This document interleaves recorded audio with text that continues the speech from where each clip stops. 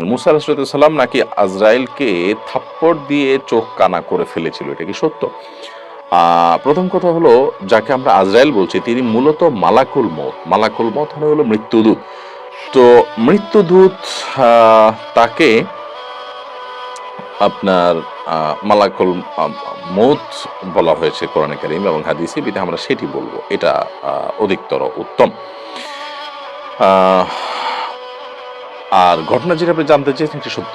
সহিহ বুখারীতে বর্ণিত হয়েছে যে মালাকুল মউত যখন মুসা আলাইহিস সালামের জান কবজ করার জন্য এসেছেন, তিনি তাকে চড় কষে দিয়েছেন এবং তার একটা চোখ কানা হয়েছে, যদি আল্লাহ তাআলা পরে সেটা সুস্থ করে দিয়েছেন। তখন মালাকুল মউত আল্লাহর কাছে যেয়ে বললেন যে, আল্লাহ, আপনি আপনার এমন এক বান্দার রূহ কবজ করতে পাঠিয়েছেন, তিনি তো আপনার নবী, আপনার রাসূল, সাধারণ কোনো মানুষ তো না, কিন্তু তিনি মৃত্যুবরণ করতে চাচ্ছেন না।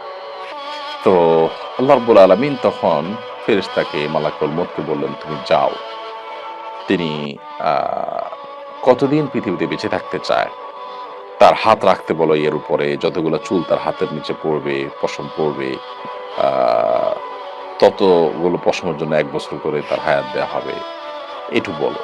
তো এইটুকু এসে ফেরেশতা যখন বলল যে আপনি এসে পিঠের উপরে হাত রাখেন, যতগুলো চুল পড়বে ততগুলো বছর আপনি হায়াত পাবেন, তখন মুসা আলাইহিস সালাম বললেন যে এরপর বলো, যে এরপর তো মৃত্যুবরণ করতে হবে। মুসা সালাম বলছেন, তাহলে আর লাভ কি? মানে একসময় যখন মারাই লাগবে, চলেই যেতে হবে, তাহলে আর লাভ কি? একজন ইমানদার তিনি দুনিয়াতে লম্বা সময় থেকে ভালো কাজ করে যাওয়ার চেষ্টা করবেন। তো এটা কোনো খারাপ কিছু না, এটা বরং প্রশংসনীয় বিষয়। ইবাদত করার জন্য, দুনিয়াতে বেঁচে থাকার চেষ্টা করা, দুনিয়া ভোগ করার জন্য নবী বা রাসূল বা আল্লাহর কোনো প্রিয় বান্দারা থাকতে চান না মূলত। এখানে সেই ব্যাপারটা ঘটেছে। আর এরপর তিনি অবশ্য বলেছেন যে না, তাহলে আর লাভ কি, তাহলে এখনই চলে যাই। তারপর তিনি স্বাভাবিকভাবে মৃত্যুবরণ করেছেন এবং দুনিয়া থেকে চলে গেছেন। এই ঘটনা সত্য এবং সহিহ বুখারীতে হাদিসে এসেছে। ফাইজুল হক আপনি লিখেছেন, বাজারে কাপল জায়নামাজ পাওয়া যাচ্ছে, এ নিয়ে সোশ্যাল মিডিয়ায় আলোচনা সমালোচনা হচ্ছে ব্যাপকভাবে, বিষয়টা ইসলামের দৃষ্টিতে কেমন? কাপল জায়নামাজের একটা ছবি আমি দেখতেও পেয়েছি এবং আপনি কমেন্টও ছবি দিয়ে দিয়েছেন ফাইজুল হক। এই ছবিটা আমি দেখেছি, বাট এটা যে কাপল জায়নামাজ এটা আমি নিজেও চিন্তা করিনি। যাই হোক, এখানে এই জায়নামাজে, কাপল জায়নামাজ যেটাকে আপনি বলছেন, এটাতে মৌলিকভাবে কোনো সমস্যা আমি দেখছি না। বিশেষ করে সামনে বিশেষ কোনো ছবি নেই, প্লেন সালাত আদায় করলেন স্বামী স্ত্রী পাশাপাশি দাঁড়িয়ে, কোনো অসুবিধা নেই। বাট যখন জামাতে সালাত আদায় করবেন, তখন এই কাপল জায়নামাজে এই যে ডিজাইন আছে, এই ডিজাইন মেনটেন করে এইভাবে সালাত আদায় করতে গেলে জামাতে সালাত আদায় হবে না। জামাতে স্বামী এবং স্ত্রী, একজন ইমাম একজন মুক্তাদি হলে স্বামী ইমামতি করবেন, স্ত্রী মুক্তাদি হবেন, এবং স্বামী একামত দিয়ে ইমামতি শুরু করবেন, সেক্ষেত্রে স্বামী সামনে থাকবেন, স্ত্রী পেছনে থাকবেন, পাশে থাকবেন না। এটি একটি গুরুত্বপূর্ণ বিষয়, যার কারণে জামাতে যখন সালাত আদায় করবেন, তখন এই কাপল জানামাজ আর কাপল জানামাজ থাকবে না, তখন এটা সিঙ্গেল জানামাজ হয়ে যাবে। আর এমনিতে পাশাপাশি যার জানামাজ শেষে পড়ছেন, সেটা নফল হতে পারে, তাহাজ্জুদ হতে পারে, অন্য কোনো সালাত আদায় হতে পারে, তবে সেক্ষেত্রে পাশাপাশি পড়তে কোনো অসুবিধা নেই, সেই হিসেবে জানামাজ আপনি পড়তে পারেন। এই জানামাজে এমন কিছু নেই যেটা আমাদের মনোযোগকে খুব বেশি নষ্ট করতে পারে। তবে এটা ঠিক যে জায়নামাজ ব্যবহার করার ক্ষেত্রে আমাদের লক্ষ্য করা উচিত যে সেখানে অনেক বেশি কারুকার্য থাকলে, বা কারুকার্য বেশি হোক আর কম হোক, যেটা আমাদের মনোযোগ নষ্ট করতে পারে, এরকম কিছু থাকা উচিত না। তো এই ধরনের জায়নামাজ বিশেষ করে স্বামী স্ত্রী যদি সালাত আদায় করেন, যেহেতু বিশেষ কোনো কারুকার্য নাই, শুধুমাত্র এখানে একটা লাভ চিহ্ন দেওয়া আছে, তাও সাইড দিয়ে, প্রথম এক 1-2 দিন হয়তো তাদের এটার দিকে নজর পড়তে পারে, যদি নজর পড়ার কথা না, এটা পায়ের দিকে নজরের জায়গাটা ঠিকই প্লেন আছে, অবশ্য আরেকটাতে সেজদার জায়গার কাছাকাছি নজর পড়ার কথা। যদি মনোযোগ নিয়মিত নষ্ট হয়, তাহলে তো এটাও উচিত হবে না। আর যদি 1-2 দিন করার পর স্বাভাবিক হয়ে যায়, আর ওদিকে মন না যায়, তাহলে সেক্ষেত্রে অসুবিধা নেই। নবী করিম সাল্লাল্লাহু আলাইহি সাল্লামকে জানামাজ দেওয়া হয়েছিল সালাত আদায় করার জন্য, বা একটা কাপড় দেওয়া হয়েছিল সালাত আদায় করার জন্য, সেখানে কারুকার্য ছিল।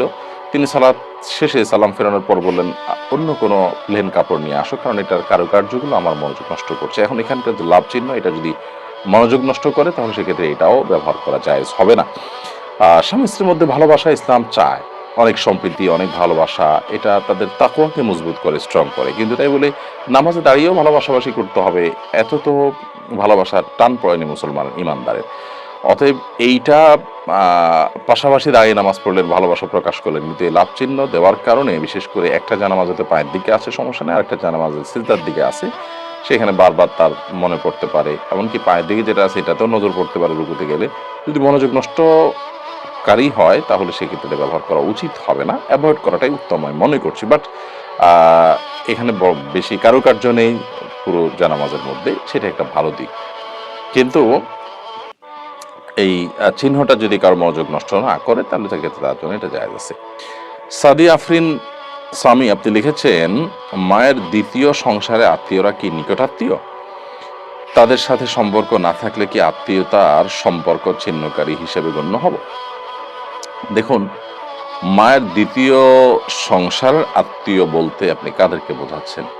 যদি মনে করেন যে মায়ের দ্বিতীয় সংসারে যিনি স্বামী হয়েছেন মায়ের, তার কথা, তো সেক্ষেত্রে মায়ের দিক বিবেচনা তাকে আপনি বাবার মর্যাদা দেওয়ার চেষ্টা করবেন, কিন্তু আপনার জন্মদাতা বাবার মতোই তার সাথে সদাচরণ করতে হবে বা দায় দায়িত্ব পালন করতে হবে, এটা সেরকম না।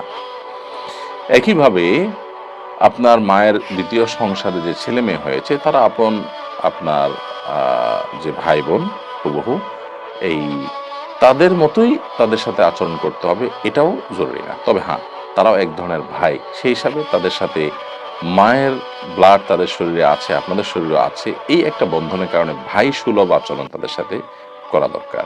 কিন্তু সেটা আপন ভাইয়ের মতো আপন বোনের মতোই যে করতে হবে, তাদের ভরণ পোষণের দায় দায়িত্ব নিতে হবে, ব্যাপারটা সেই পর্যায়ে না।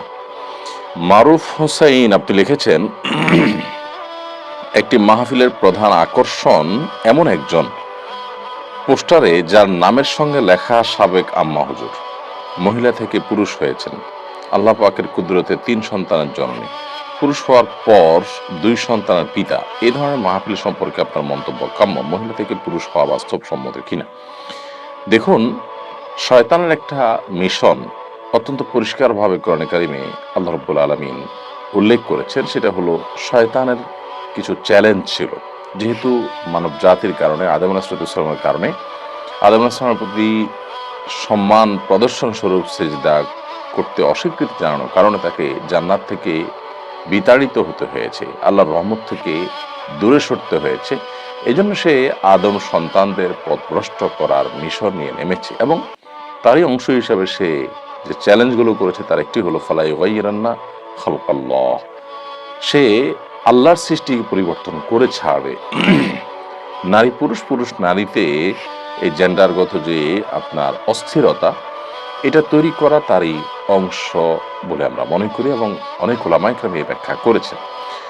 তো পুরুষ নারী হওয়া, নারী পুরুষ হওয়ার যে প্রসেস এবং যে আপনার কালচার আজকে ডেভেলপ করা হচ্ছে গোটা বিশ্বব্যাপী, এটা সন্দেহাতীতভাবে শয়তানি ষড়যন্ত্রের অংশ, এবং এটা মানব সভ্যতাকে হুমকির মধ্যে ফেলবে, এবং দুনিয়া তার পরিণতির দিকে যাচ্ছে। এরকম অনেক কিছুই হবে, আরও অবাক করা বিষয় হবে, যেটার জন্য হয়তো আমরা অনেকে প্রস্তুত নই।